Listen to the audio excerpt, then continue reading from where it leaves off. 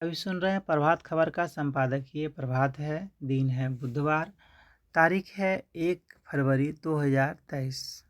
विषय है आर्थिक समीक्षा में आशावादी तस्वीर।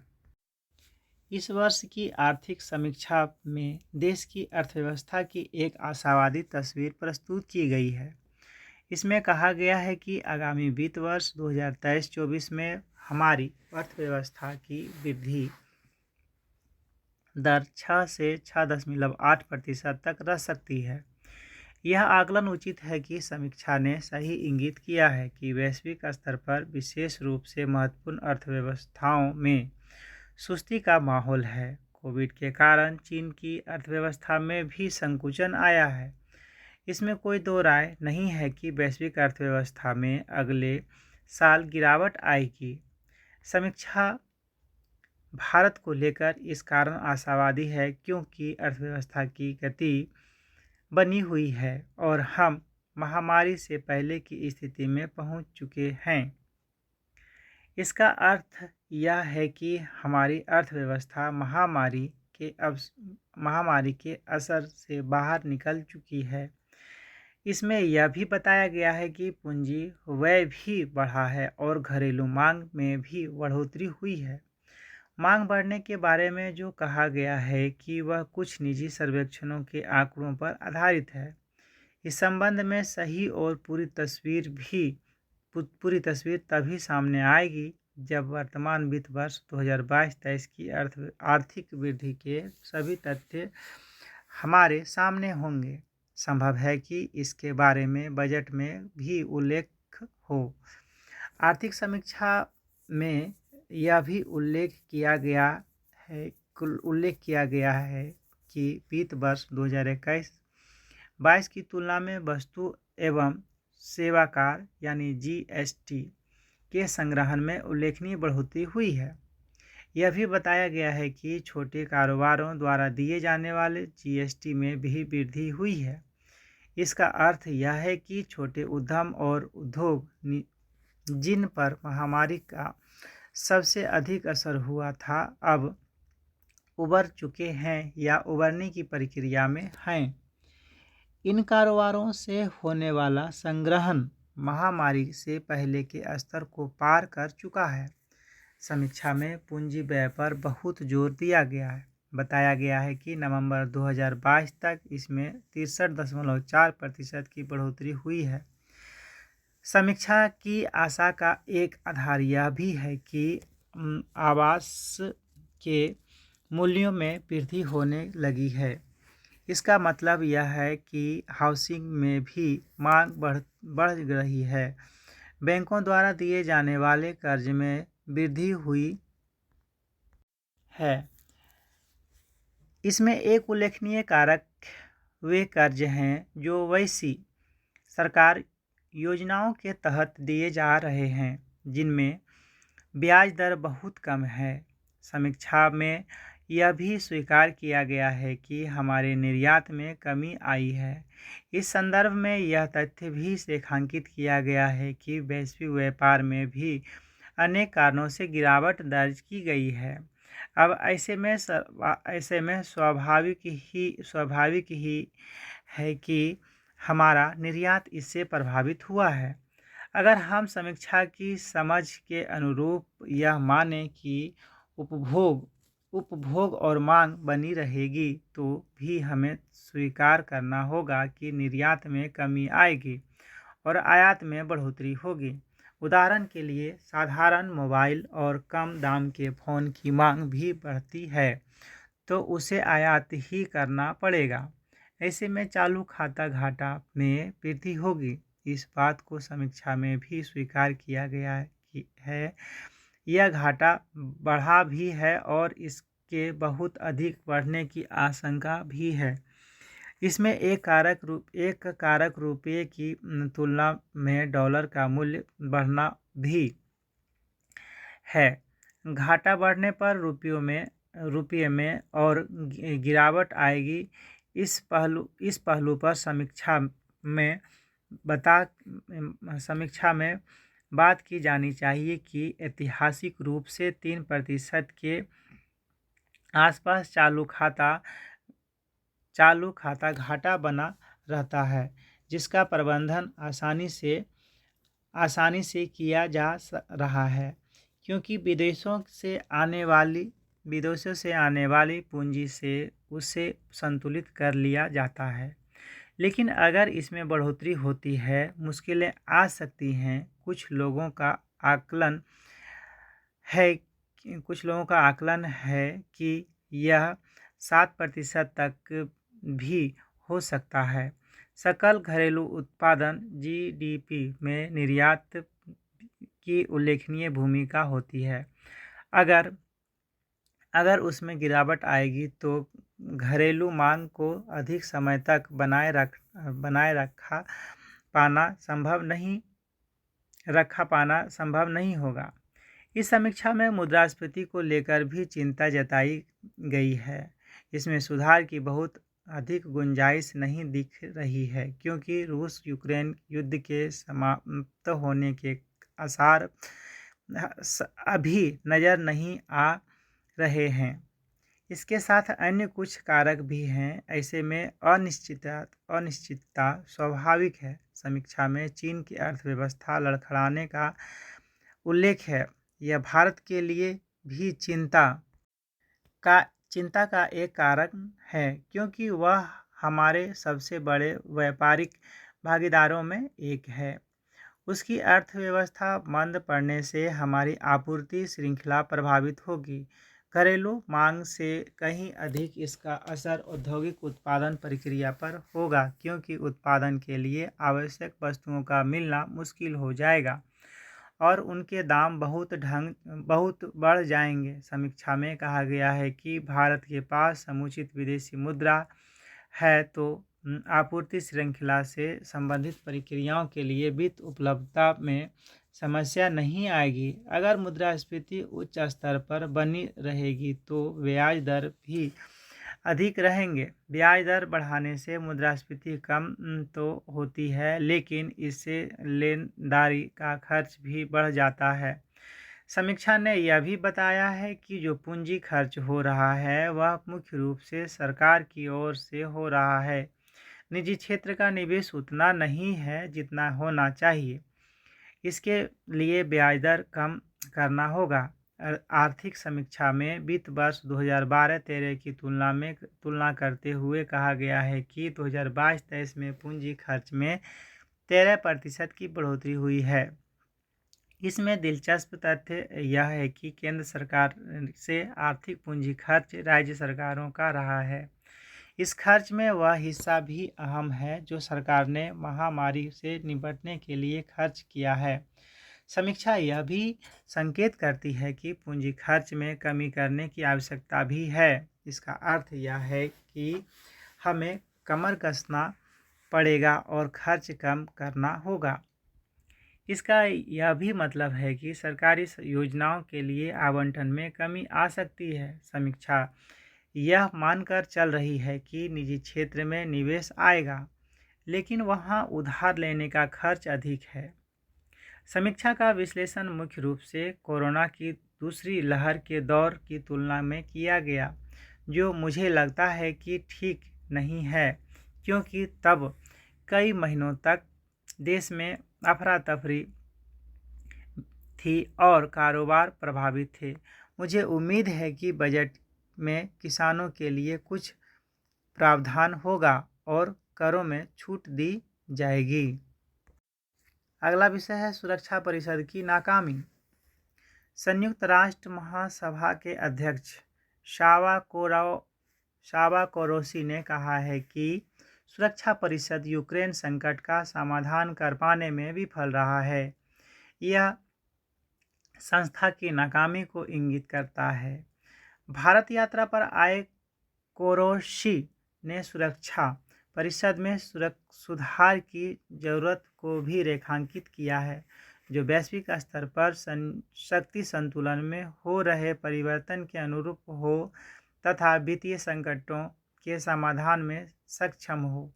बीते अनेक दशकों से भारत संयुक्त राष्ट्र के प्रमुख घटक सुरक्षा परिषद में सुधार करने तथा अस्थायी सदस्यों की संख्या बढ़ाने की मांग करता रहा है। अस्थायी सदस्यता का दावा भी करता रहा है। कई देशों ने भारत की इस मांग को समर्थन किया है। जब सुरक्षा परिषद की इस संरचना तैयार हुई थी तथा 5 अस्थायी सदस्यों का निर्धारण हुआ था, तब वैश्विक स्थितियां अलग थीं। 7 दशकों से अधिक के समय में दुनिया का कायाकल्प हो चुका है।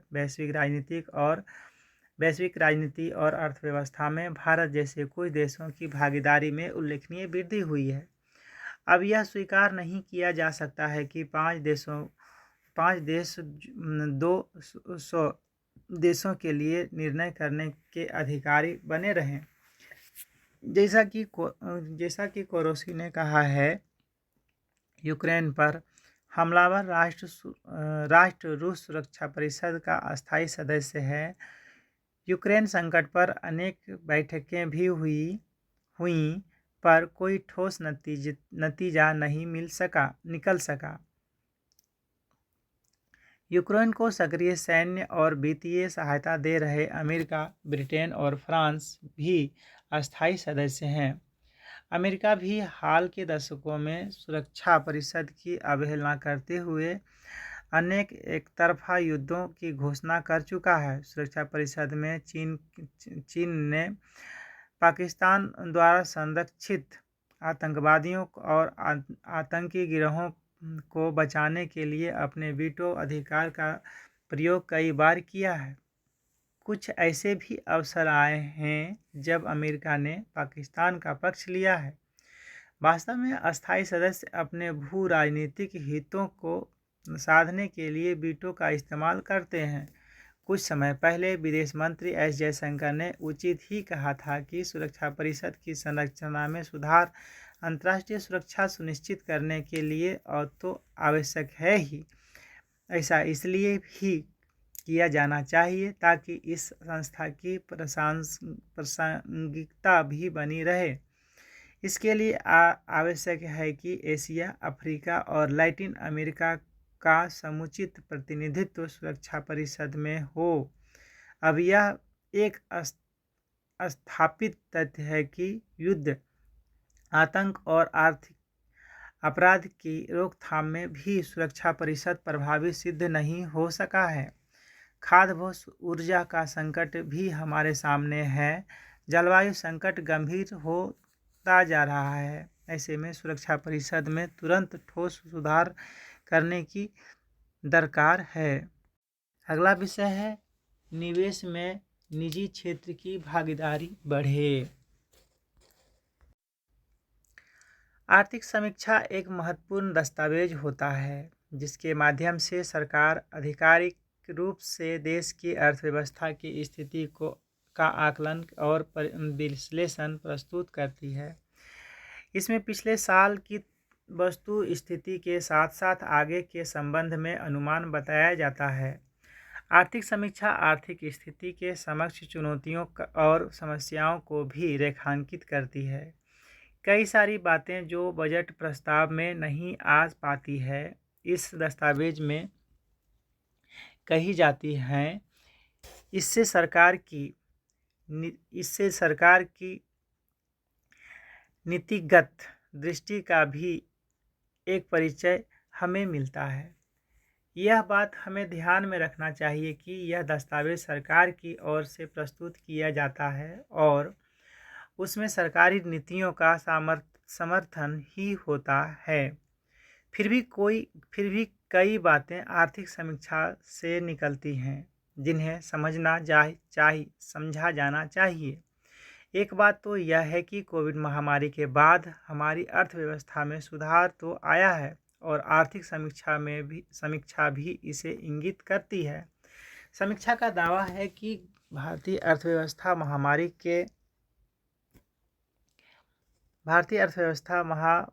के बाद से हमारी अर्थव्यवस्था में सुधार तो आया है और आर्थिक समीक्षा भी इसे इंगित करती है। समीक्षा का दावा है कि भारतीय अर्थव्यवस्था महामारी के असर से लगभग बाहर निकल चुकी है, लेकिन जब हम विस्तार से देखते हैं तो यह भी तथ्य सामने आता है कि यह प्रक्रिया अभी पूरी नहीं हुई है। हमारे सामने घरेलू स्तर भी चुनौतियां हैं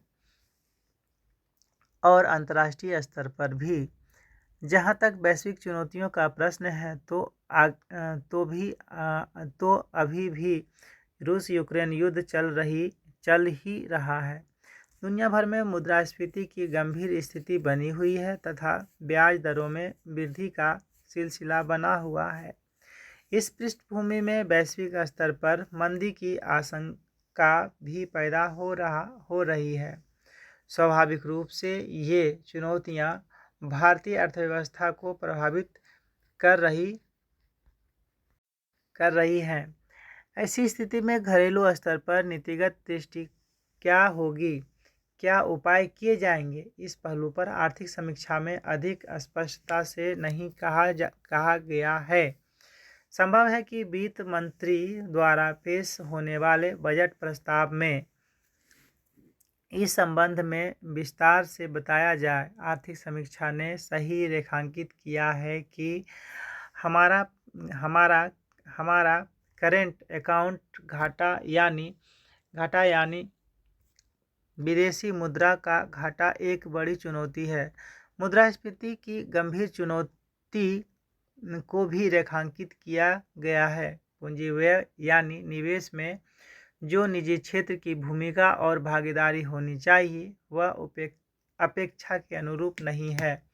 इस समस्या को भी समीक्षा में इंगित किया गया है।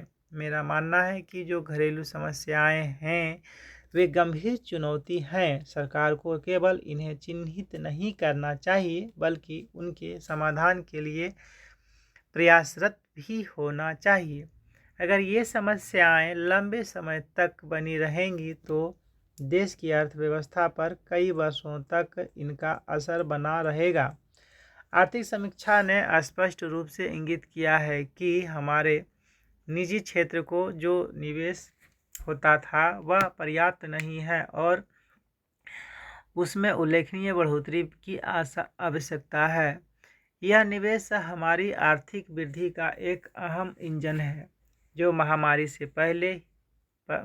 से पहले से ही धीमी रफ्तार से चल रहा है। निवेश करने में निजी क्षेत्र की हिचक की मुख्य वजह यह है कि बाजार में मांग वैसी नहीं है। वैश्विक स्तर पर भी मांग में कमी है जिससे हमारे निर्यात में कमी आ रही है। घरेलू स्तर पर अर्थव्यवस्था अभी ठीक से रिकवर नहीं हो पाई है। अब जब मांग नहीं होगी तो उद्योग निवेश भी नहीं करेंगे।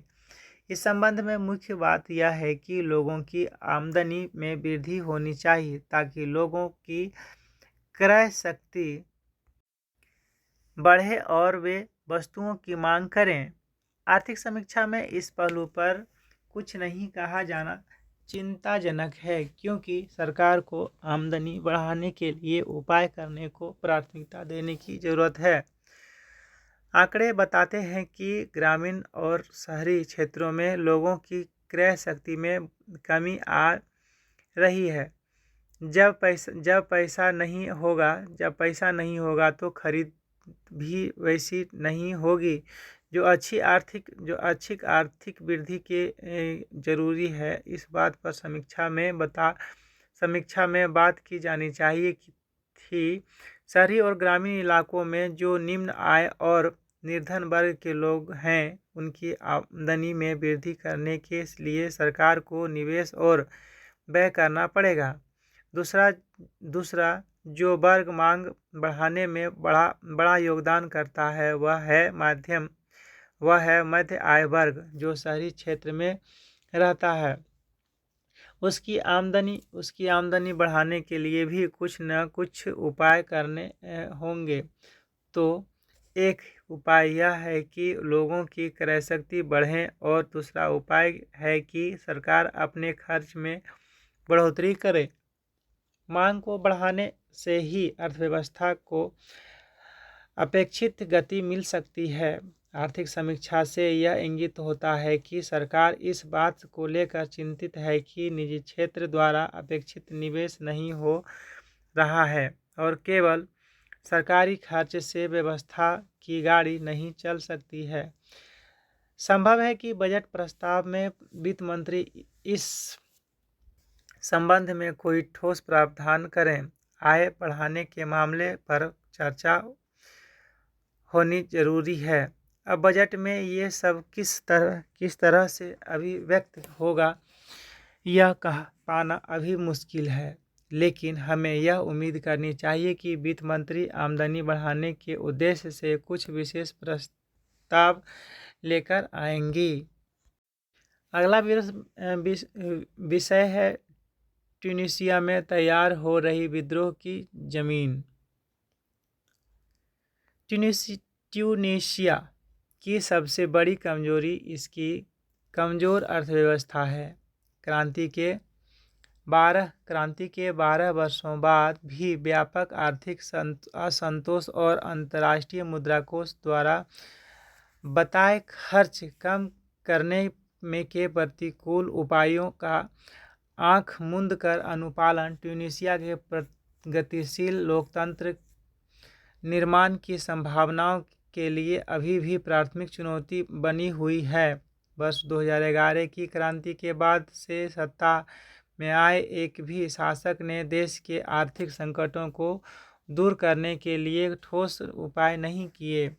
नतीजा आर्थिक संकट अंततः प्रजातंत्र के संकट में बदल गया और उसने देश के नाजुक प्रजातांत्रिक संस्थाओं में ट्यूनीशिया के लोगों का विश्वास कमजोर कर दिया है। देश की अर्थव्यवस्था में सुधार नहीं होने से ट्यूनीशिया के लोग मानने लगे हैं कि देश में ऐसा एक भी राजनीतिक संगठन नहीं है जो गंभीर व गहरे आर्थिक संकट को दूर करने की नीति बना सके। राजनीतिक वर्ग पर बढ़ता यही अविश्वास ट्यूनीशिया के लोगों द्वारा लोक लुभावन सत्ता विरोधी राष्ट्रपति कैस सईद को गले लगाने का मुख्य कारण बना था। अक्टूबर 2019 में सईद इस वादे के साथ देश के राष्ट्रपति चुने गए थे। वे भ्रष्टाचार खत्म करेंगे, कानून के शासन को मजबूत करेंगे, सत्ता को उसकी गलतियों के लिए जिम्मेदार ठहराएंगे और अर्थव्यवस्था में सुधार करेंगे। जब सईद ने तख्तापलट के बाद पूरी तरह सत्ता संभाली तब ट्यूनीशिया की अर्थव्यवस्था पतन के कगार पर थी और अंतर्राष्ट्रीय मुद्राकोष जैसी संस्थाओं के कर्ज बढ़ते ही जा रहे थे।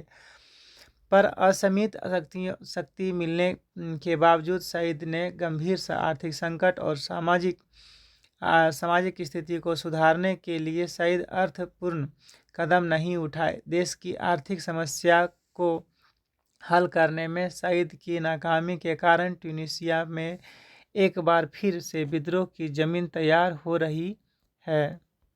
अगला विषय है संकट को हराते हैं हरि। किसी के गुणों का जब ऊंचे स्वर में गान किया जाता है और उसकी अत्यधिक प्रशंसा की जाती है तो उसे कीर्तनिया कहा जाता है। किसी की प्रशंसा में उस ऊंची आवाज़ में कुछ कहना या कुछ ऐसा है जो दूसरों के लिए अधिक जोर से बोला जाता है। यदि बहुत धीरे से कहा जाए तो स्वयं को सुनाई देगा और यदि मानसिक रूप से उच्चारित किया जाए तो स्वयं के मन को सुनाई देगा, लेकिन दूसरों को नहीं सुनाई देगा। कीर्तन इतनी तेज आवाज़ में गाया जाना चाहिए कि दूसरे उसे सुन सकें। कीर्तन हरि के लिए किया जाना चाहिए और किसी पर नहीं। भले ही लोगों को हरि के लिए कीर्तन करना सिखाया जाता है, फिर भी वे अपने बहुत अधिक प्रशंसा करने की गलती करते हैं। कभी कभी उनकी आत्म प्रशंसा इतनी तीव्र होती है कि दूसरे यह कहने के लिए बाध्य हो जाते हैं, कृपया स्वयं की इतनी प्रशंसा करना बंद करें। वे भूल जाते हैं कि उनकी आत्म प्रशंसा दूसरों के लिए अच्छी नहीं होती है। मनुष्य को इस बात का बोध होना चाहिए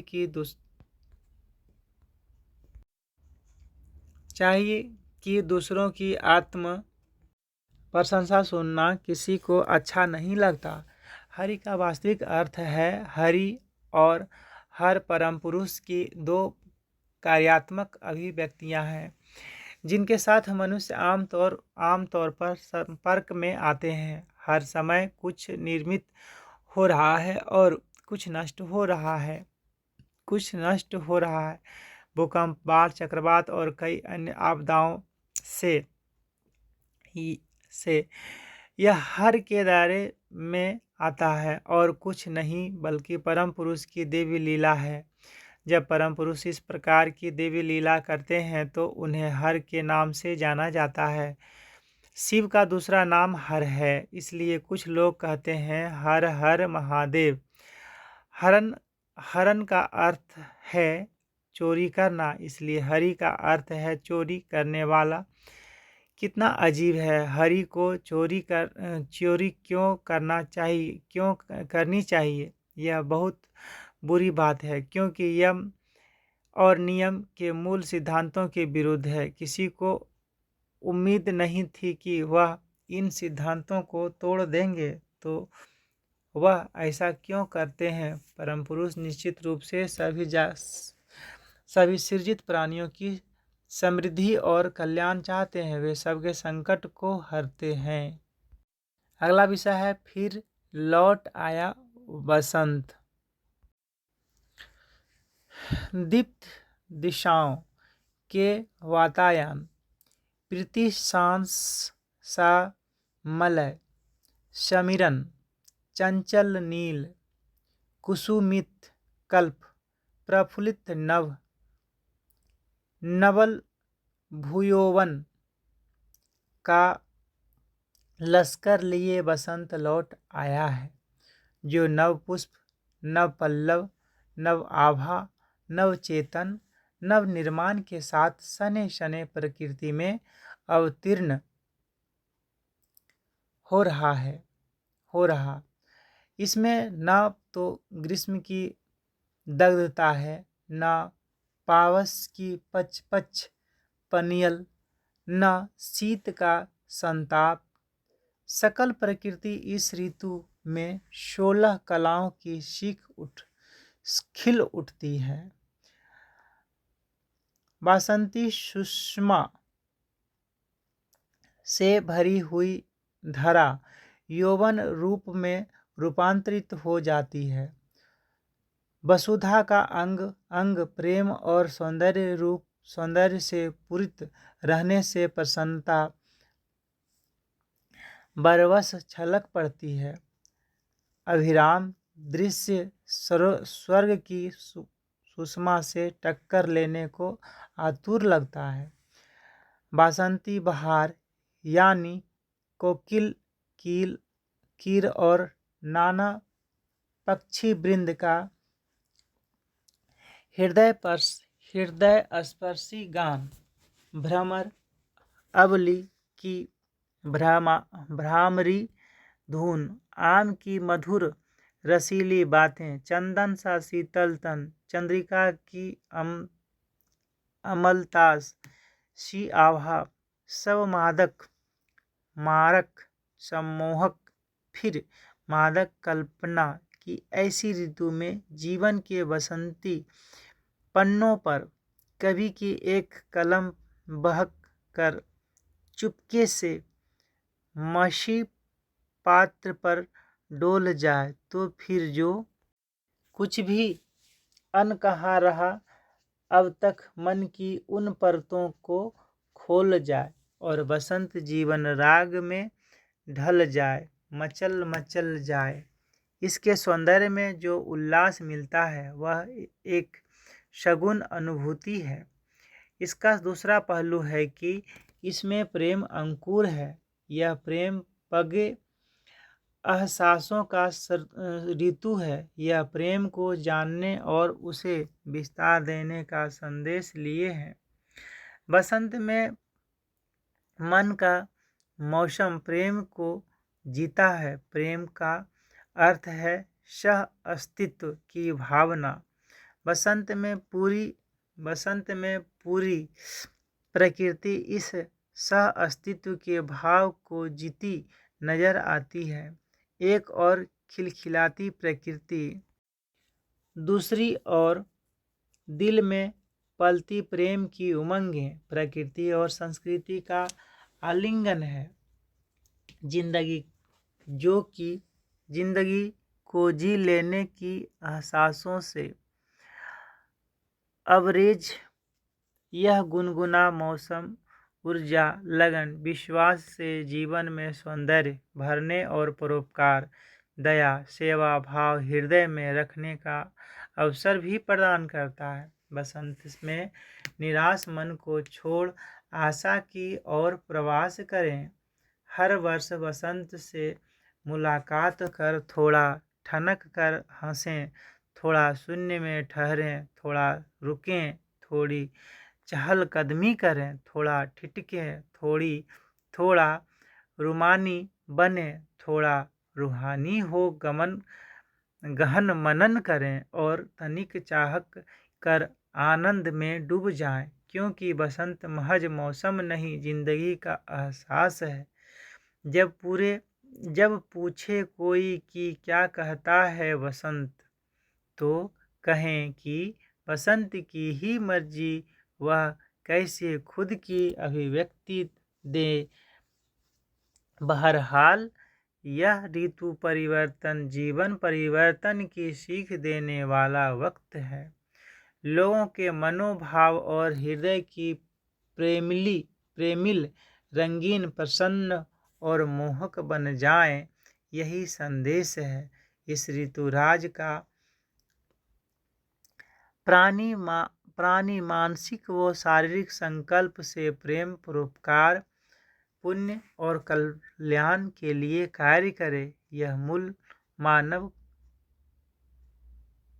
मूल भाव है इसका। अगला विषय है अधिकारियों का रवैया। प्रभात खबर के 30 जनवरी के अंक में आशुतोष चतुर्वेदी जी का लेख, अपना रवैया बदलें। प्रशासनिक अधिकारी सरकार को आईना दिखा रही है। उसके अधिकारी देश और जनता के लिए कितना योगदान दे रहे हैं। ये अधिकारी विकास के सूत्रधार हैं, पर इनके अपने कर्तव्य से विमुख होने के कारण कितने काम, योजनाएं, फाइलें लंबित पड़ी हुई हैं जो देश के विकास के लिए जरूरी हैं। इन अधिकारियों के रवैये में सुधार के लिए सरकार को कठोर नियम बनाने की जरूरत है, जिसका पालन सबके लिए अनिवार्य हो। अगला प्रश्न है उड़ीसा की घटना। अगला विषय है उड़ीसा की घटना। उड़ीसा में सरकारी रक्षक द्वारा मंत्री नवकिशोर दास की गोली मारकर हत्या करना दुखद एवं शोचनीय है। प्रधानमंत्री इंदिरा गांधी की हत्या भी उन्हीं के रक्षकों द्वारा की गई थी। उड़ीसा की घटना में प्रथम दृष्टया प्रशासनिक लापरवाही का मामला सामने आया है। आरोपी एएसआई गोपाल दास पिछले 8 वर्षों से मनोरोगी हैं। ऐसे पुलिस अधिकारी को कैबिनेट मंत्री की सुरक्षा में क्यों लगाया गया था? उसे रखने के लिए रिवॉल्वर क्यों दी गई थी? इन प्रश्नों के उत्तर जरूरी हैं, जो जांच के बाद ही पता चलेगा। इसी के साथ प्रभात खबर का संपादकीय प्रभात 1 फरवरी का समाप्त होता है।